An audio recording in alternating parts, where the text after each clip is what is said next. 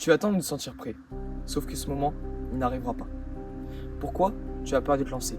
Pourquoi tu n'exposes pas tes idées? Pourquoi tu t'énerves chaque jour pour des futilités? Pourquoi tu ne changes pas? Sincèrement, ces choses, tu les as déjà entendues des centaines de fois. Et jamais tu n'as vraiment écouté cette pulsion, qui t'a peut-être même fait vibrer, trembler, pleurer. Pourquoi? Parce qu'elle est incontrôlable. Et pour la comprendre, tu as besoin de bouger. Sauf que bouger, c'est pas simplement faire 5 pompes le lundi. C'est de créer une vitesse, un rythme, une technique. Mais ça aussi, tu le sais déjà. En fait, tu tournes dans une boucle interminable, avec de la joie, de la tristesse, de l'énervement, de l'espoir. Et au final, tu arrêtes. Mais le mot abandonner sonne trop fort pour toi. Donc tu dis simplement, c'est pas le moment. Tu te rappelles, hier, tu avais dit demain. Tu dis toujours demain. Je crois que nous avons un problème avec le tout de suite, maintenant. Tu sais, tu as deux vies. Et la deuxième, elle commence quand tu réalises que tu n'en as qu'une. En fait, le truc de fou, c'est que nous, les humains, on court tous après ce soi-disant bonheur, mais en réalité, on ne sait pas vraiment ce que c'est. Il y en a beaucoup qui pensent que c'est un état, mais moi, je pense que c'est plutôt une manière d'être, d'agir, de penser. Quant à la joie, elle est là pour nous donner un avant-goût, une image limitée par le temps. Donc quand on parle du bonheur, la plupart des gens pensent que c'est plutôt un état où on est heureux, on est content, on est reposé. Mais je pense que c'est bien plus compliqué que ça et bien plus dur. En fait, pour moi, c'est vraiment aimer la difficulté, l'échec, la joie. En fait, c'est aimer le processus. C'est donc quelque chose de bien plus sage que ça, en fait. Mais bon, c'est pas le sujet aujourd'hui. Aujourd'hui, ce qu'on veut creuser, c'est ce mythe du soi-disant bon moment. En soi, je pense que c'est pas totalement débile. Et il y a, je pense, aussi une partie de vrai. Par exemple, imagine les moines en haut de leur montagne sacrée, au Japon, dans leur temple. Normalement, tu vois des êtres sages reposés. Leur clé, c'est la patience. Bon, là tu dois pas vraiment comprendre parce qu'en soi je me contredis un petit peu. Mais ce que je veux dire par là, c'est qu'il faut pas se lancer tête baissée dans un projet. Il faut plutôt l'analyser, comme un diamant par exemple. Tu essaies de découvrir chaque aspect de ses faces et au fur et à mesure que tu connais bien le pourquoi en fait que tu le fais, tu peux enfin commencer à le tailler et à créer quelque chose de joli, créé par toi-même. Et non une réponse déjà toute faite que tu trouves par exemple sur internet. Donc là déjà c'est censé être plus clair pour toi et n'hésite pas en fait à prendre des notes parce que sinon ton cerveau il filtre et il retient pas. Donc prends un stylo, écris ce que tu trouves important et c'est très bien. Parce que moi mon but c'est de pouvoir transformer des vies, changer des choses, aider mon prochain et je pense que c'est ça la clé pour enfin réussir à faire notre monde de paix.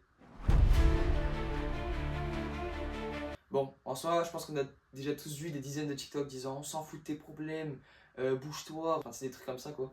On est d'accord, ça marche pour certaines personnes, mais en vrai ça marche pas des masses parce que c'est sur un instant présent et après en fait ça te fait juste culpabiliser et avoir l'impression qu'en fait t'es un peu nul. Mais en vrai ce qu'ils disent c'est pas forcément totalement faux, mais le problème c'est qu'ils te balancent une vérité comme ça en pleine face sans que t'aies rien demandé et sans t'expliquer comment tu peux changer ça en fait. Par exemple, lui, Peter Drucker, il disait sans action, les meilleures intentions du monde ne sont rien qu'un acte de paresse. Bon, là tu te dis waouh, mais ce waouh il va se transformer en ton changement. Imagine-toi dans une salle de concert. L'artiste chante, etc. Toute, et je dis bien toute la salle le suit. Mais quand vient le moment où le chanteur commence à te poser une question, tu paniques. Pourquoi? Parce que tu es bloqué, coincé par le regard des autres. Mais pas que. Aussi parce que tu ne crois pas en toi, alors que pourtant tu as déjà pris la parole, chanté, ou réussi plein de choses dans ta vie. Bah là, c'est la même chose, sauf qu'il y a beaucoup plus de monde. Mais bon, ok, tu peux flop, ou ok, on peut te traiter de PNJ, comme dit si bien notre génération. Est-ce que tu penses que ces personnes qui ouvrent leur bouche, ils sont vraiment plus avancés que toi? Non. Ils sont juste dans un mal-être, un malheur qui ne finit jamais, comme une bulle qui fait que d'accroître, grandir.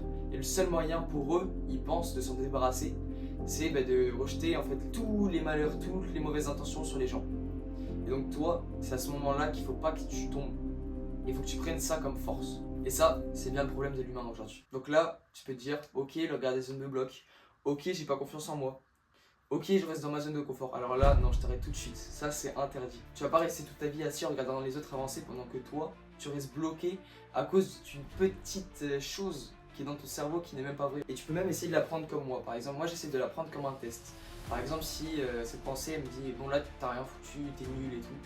Eh bien, je me dis, c'est peut-être un test. C'est peut-être mon cerveau qui essaye de me dire, est-ce que là, je me suis amélioré depuis la dernière fois? Est-ce que ce que je fais, c'est déjà mieux? Est-ce que j'ai passé un cap? Donc en fait avec ça, et ben du coup déjà ça te pousse à bouger. Parce que et tu veux montrer que t'es meilleur qu'hier par exemple et que t'as appris et quand t'as réussi à l'exploser, et ben là t'es trop heureux. Et bon ça c'est le côté un petit peu ego max, qui paraît stylé et d'ailleurs ça l'est. Pour commencer c'est bien mais après ça peut devenir aussi autodestructeur, mais t'inquiète pas, pour l'instant tu peux le garder. Parce que déjà, il faut que tu essayes de sortir de cette zone bloquante en fait. Et donc par la suite, il faut essayer de le prendre plus du côté de la sagesse, mais ça on en parlera une prochaine fois. Okay. Donc là, ça y est, t'as une méthode pour te dépasser, mais pourquoi en fait on a vraiment besoin? En fait, là, t'en as encore besoin pour quelques temps, parce que pour l'instant, ton cerveau il dirige ton cœur, et non ton cœur qui dirige ton cerveau. Et ça, c'est un gros problème, parce que normalement, tes ambitions de vie, tes valeurs profondes, la raison en fait pour quoi tu te lèves aussi tous les matins, eh ben, c'est dans ton cœur. Et ça, c'est censé être avant du coup ton cerveau. Et en fait, ce changement, il est aussi beaucoup dû à l'évolution. Donc attention, je dis pas que l'évolution est un problème parce qu'on a pu sauver des vies, on a pu faire plein de choses incroyables. Mais la surconsommation, elle l'est. Et en fait, on s'est trop habitué à voir trop facilement des choses sans vraiment se donner les moyens. Et ça, le cerveau, il kiffe de ouf. Mais le problème, c'est que ça a des répercussions. Parce que maintenant, dès que tu fais des choses qui te demandent de l'effort, même si tu as un résultat après, ton cerveau il a la flemme, il te rappelle à l'ordre, il t'envoie une alerte générale, tu vois. Mais si tu l'habitues à faire chaque jour des choses un peu compliquées, qui sortent de la normale, au fur et à mesure, il va s'habituer. Et il va plus vraiment avoir la flemme, ça va être normal. Il va se dire, c'est normal, qu'il y ait une partie de compliqué pour atteindre ce que j'ai envie. Et donc c'est à ce moment-là que ton être spirituel, donc ton cœur, il pourra reprendre le dessus. Et c'est ça qu'on va aller chercher, le plus vite possible. En gros, le plus dur, c'est quand même marcher. Au début, tu tombes, tu te fais mal, mais à la fin, ça devient normal. Et ça, c'est pareil dans presque tout. Alors dès que tu sais qu'il y a des choses qui sont bonnes pour toi, qui t'aident à avancer, à aller plus loin, fais-les. Pour devenir cet idéal que tu rêves depuis tout petit. Et rends fier cette personne. Si ça te fait toujours rien et que tu n'arrives toujours pas à te bouger, donc imagine-toi sur ton lit de mort, avec une tonne de choses que tu voulais accomplir. Et ça, c'est inimaginable. Alors tu te lances. Et si tu échoues, c'est ok. Parce que moi, tu sauras ce qu'il ne faudra pas faire la prochaine fois. Donc avant de démarrer, sois réellement sûr de ton idée. Est-ce qu'elle est vraiment en lien avec toi-même? Est-ce que c'est vraiment sur l'instant, c'est bon pour toi? Ou est-ce qu'il faut d'abord que tu passes par d'autres chemins? Parce que c'est tout à fait normal de d'abord commencer par des formations, commencer par faire des petites choses, enfin qui paraissent petites, mais en fait qui ont un impact énorme. Parce que si tu commences avec des sortes de monuments dans ton corps qui sont fragiles, pas vraiment en place, et bien tôt ou tard ça va s'effondrer. Et c'est pour ça qu'il faut que tu commences facile et qu'au fur et à mesure, tu ailles de plus en plus loin. Parce que tu vois, cette flamme, le problème c'est que si tu mets trop de bois, tu peux l'étouffer. Il faut attendre. Il faut attendre que la braise devienne une vraie flamme, qu'il devienne un vrai feu. Et qu'ensuite, tu puisses engloutir une forêt entière. Donc je t'ai parlé de prendre, tu sais, tes mauvaises affirmations comme un test. Mais après, si ça marche pas, il y a une méthode aussi beaucoup plus radicale, mais qui marche vraiment. Donc c'est tout simple à comprendre. Imagine, une grosse apocalypse. Une famille a réussi à survivre. Le père a un objectif. Essayer de chercher du secours.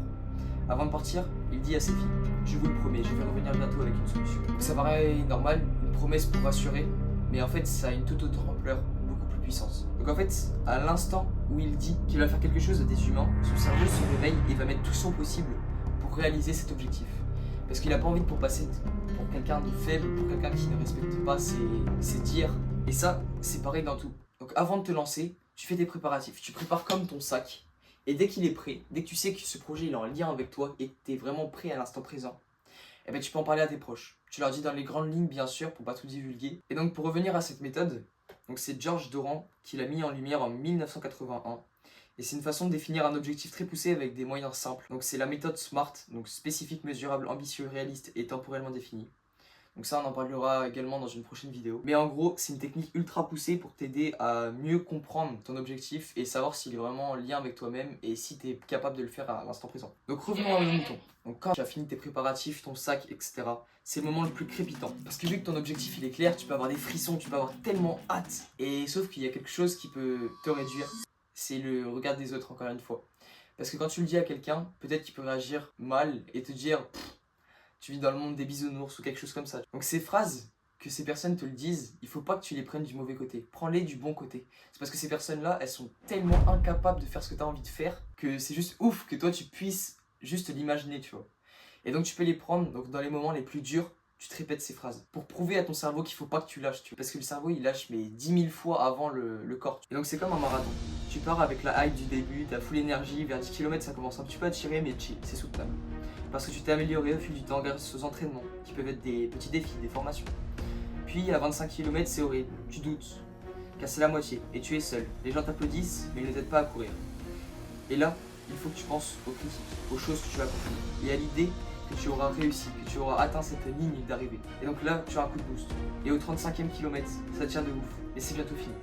Tu penses à tout ce que tu as fait. Et cette foule qui te pousse à terminer. Et puis là, tu vois la ligne, la tant convoitée. Celle qui t'a fait rêver, pleurer, espérer. Celle pour qui tu te bats. Et là, c'est l'extase. Tu as enfin réussi. Tout le monde est impressionné. Ce qu'il faut retenir, c'est que le mental, il lâche donc le premier. Et souvent au milieu du chemin. Alors il faut être assez fort pour ne pas abandonner. Pour ne pas qu'il te domine et pour que tu puisses enfin atteindre cette ligne d'arrivée. Alors je sais que t'as pas envie d'être frustré et déçu de toi toute ta vie. Alors bouge, vis, rêve.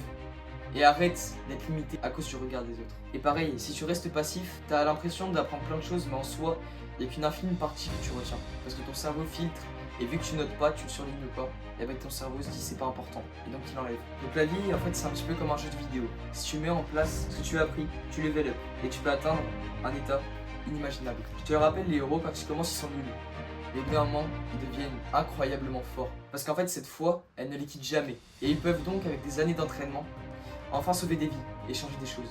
Et ça, c'est pareil pour nous. Alors si je pouvais finir ici, pense à ton toi du passé, qui rêvait de réaliser des grandes choses et qui n'avait pas de soucis, pas de problème. Et montre-lui que t'es le patron et que t'as un énorme boulot. Alors c'était Lukoum, n'hésite pas à te follow, YouTube, TikTok, Insta, Twitch, podcast sur Spotify ou autre. De toute façon je mettrai tout dans le lien en description, donc n'hésite pas à aller checker, ça me ferait super plaisir. Et grâce à ça on pourrait vraiment avoir des projets encore plus fous et faire des choses vraiment incroyables. Donc n'hésite pas, rejoins l'aventure, prends soin de toi, à la prochaine, peace.